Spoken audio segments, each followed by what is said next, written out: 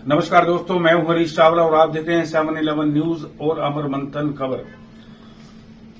आज पूरे करनाल की निगाहें करनाल की पूर्व मेयर रेणु बाला गुप्ता पर टिकी हुई हैं कि उन्होंने आज क्या फैसला लिया।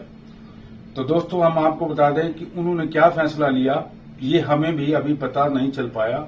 हमने बार बार संपर्क साधने की कोशिश की है, लेकिन फिलहाल इस मुद्दे को लेकर मेरे ख्याल शायद गुप्ता परिवार कोई जवाब देना नहीं चाहता। लेकिन अब सवाल ये है कि करनाल की पूर्व मेयर चुनाव लड़ेंगी या नहीं, क्योंकि कल रात को जो अनमोल गार्डन के अंदर पूर्व मेयर रेणु बाला गुप्ता ने अपने समर्थकों की जो बैठक बुलाई थी, उसमें एक 31 सदस्यीय कमेटी का गठन किया गया था और यह छोड़ दिया गया था कि जो कमेटी यह फैसला लेगी वो हमें मंजूर होगा। हालांकि कमेटी ने फैसला आज दोपहर यानी कि बुधवार की दोपहर 2 बजे तक देना था, लेकिन शाम आते आते अभी तक कमेटी ने क्या फैसले लिया, इसका खुलासा अभी तक गुप्ता परिवार की ओर से नहीं किया गया।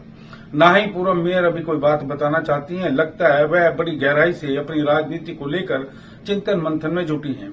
लेकिन हमें यह बताया जा रहा है, सूत्रों द्वारा खबर मिली है कि कांग्रेस जो है किस उम्मीदवार को चुनाव मैदान में उतारेगी। इस बात पर चिंतन मंथन किया जाएगा कि कांग्रेस का जो नेता चुनाव मैदान में उतरेगा वो कमजोर होगा या मजबूत नेता होगा। इसके बाद विचार किया जाएगा कि पूर्व मेयर रेणु बाला गुप्ता चुनाव लड़ेंगी या नहीं। लेकिन आज आपको हमारी ये विशेष विश्लेषण जरूर देखना चाहिए, क्योंकि हर कोई हमसे यही पूछ रहा है कि आखिर करनाल की पूर्व मेयर रेणु बाला गुप्ता ने आखिर फैसला क्या लिया। तो देखिए 7-11 न्यूज और अमर मंथन खबर का यह विश्लेषण। आपको यह विश्लेषण कैसा लगा, आप इसको लाइक जरूर करें और शेयर करने के साथ साथ कमेंट बॉक्स पर जाकर अपनी राय जरूर दें। धन्यवाद।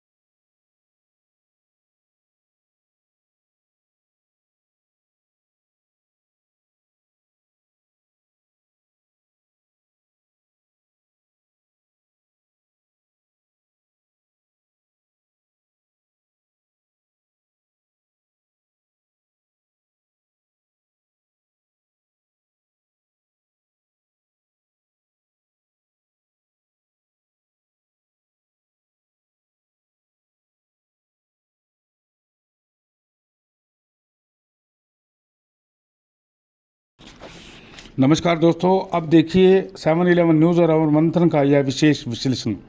अब पूरे हरियाणा की निगाहें हॉट सीट करनाल पर टिकी हैं, जहां प्रदेश के मुख्यमंत्री नायब सैनी और केंद्रीय मंत्री मनोहर लाल करनाल में टिकट आवंटन से नाराज करनाल की पूर्व मेयर रेणु बाला गुप्ता को मनाने उनके घर दस्तक दे चुके हैं, मगर पूर्व मेयर नहीं मान रही।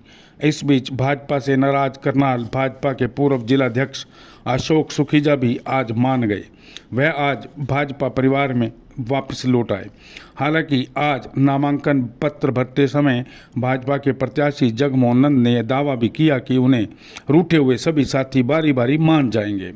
हालांकि बीती शाम रेणु बाला गुप्ता ने करनाल में अपने समर्थकों की बैठक बुलाकर 31 सदस्यीय कमेटी का गठन किया था। कमेटी ने बुधवार को 2 बजे तक फैसला लेना था, मगर फैसला क्या लिया यह शाम तक पता नहीं चल पाया। हमने कई बार संपर्क साधा मगर संपर्क नहीं हो पाया। मगर अब सूत्र जानकारी दे रहे हैं कि पूर्व मेयर रेणु बाला गुप्ता ने नामांकन भरने की पूरी तैयारी करके रख ली है, मगर आज हालांकि उन्होंने नामांकन दाखिल नहीं किया। मगर कांग्रेस द्वारा घोषित होने वाले प्रत्याशी का अब पूर्व मेयर द्वारा इंतजार किया जा रहा है। यह आंकलन लगाया जाएगा कि कांग्रेस करनाल में किस नेता को चुनाव मैदान में उतारती है। प्रत्याशी की घोषणा होने के बाद ही इस बात पर चिंतन और मंथन किया जाएगा कि चुनाव मैदान में उतरा जाए या नहीं।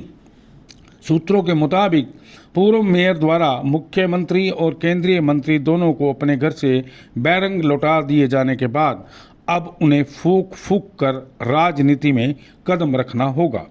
भाजपा से पुराना रिश्ता है, अब उसे रिश्ते को तोड़ना और फिर भाजपा प्रत्याशी के खिलाफ चुनाव लड़ना भी पूर्व मेयर रेणुबाला गुप्ता के लिए इतना आसान भी नहीं होगा। मुख्यमंत्री मनोहर लाल और मुख्यमंत्री नायब सैनी के समय रहते तक करनाल की मेयर रही रेणुबाला गुप्ता सत्ता में एक प्रभावशाली नेता भी बनी रही। खास तौर पर वह अपने समुदाय की भी चहेती बन गई। मुख्यमंत्री की गैर हाजिरी में रेणुबाला गुप्ता के कार्यों को ना कहने की हिम्मत किसी अधिकारी में नहीं थी। यहाँ तक कि कई भाजपा नेता अपना कार्य करवाने के लिए रेणुबाला गुप्ता के निवास पर ही दस्तक देते रहते थे। लेकिन रेणुबाला गुप्ता अब चुनाव भाजपा प्रत्याशी के ही खिलाफ लड़ना चाहती हैं, तो उन पर कई सवाल खड़े होना भी लाजमी है। इसके साथ साथ भाजपा भी आक्रामक हो सकती है। करनाल में पूर्व मेयर रेणुबाला गुप्ता और उनके पति ब्रिज गुप्ता का भी खासा प्रभाव है। खास तौर पर करनाल के सभी वार्डों में उनकी खासी पकड़ भी है। केंद्रीय मंत्री मनोहर लाल उन्हें अपनी बेटी तक मानते हैं। मनोहर लाल उन्हें मनाने खुद उनके घर तक पहुंचे हैं, मगर उन्हें भी बैरंग लौटाया गया। केंद्रीय मंत्री से पहले मुख्यमंत्री नायब सिंह सैनी जब एक दिन पहले रेणुबाला गुप्ता के निवास पर पहुंचे थे, तो आपको याद होगा उन्होंने कहा था कि मैं जब मन करता है तो अपनी दीदी के पास चाय पीने आ जाता हूं। यानी कि मुख्यमंत्री भी उन्हें अपनी बहन मानते हैं। अब आप ये भी जानते होंगे कि प्रधानमंत्री नरेंद्र मोदी से मनोहर लाल की अच्छी केमिस्ट्री है, यह बात सारा हरियाणा जानता है। और जब मनोहर लाल मुख्यमंत्री थे, तब जब वह मेयर का चुनाव जीती थी, तो तब वह रेणुबाला गुप्ता को प्रधानमंत्री और गृह मंत्री से मिलवाने दिल्ली भी ले गए थे, ये भी आपको पता होगा। मगर अब अचानक परिस्थितियां बदल गई हैं। भाजपा टिकट चुनाव पर लड़ने की जिद ने मेयर रेणुबाला गुप्ता को मुख्यमंत्री और केंद्रीय मंत्री तक को बैरंग लौटाना पड़ गया, यानी कि उनकी मजबूरी बन गई।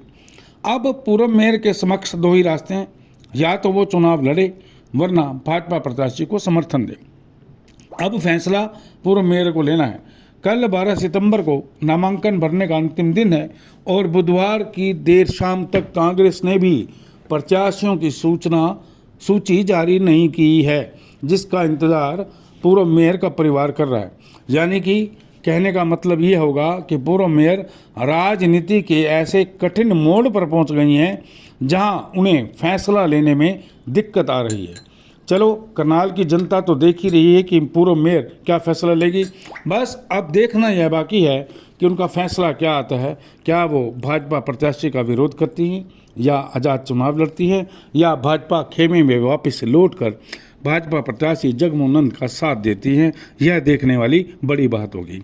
आपको हमारी खबर कैसी लगी? आप इस खबर को लाइक ज़रूर करें और लाइक करने के साथ साथ शेयर ज़रूर कीजिए और अपनी राय आप ज़रूर लिखिए कमेंट्री बॉक्स पे जाकर। धन्यवाद।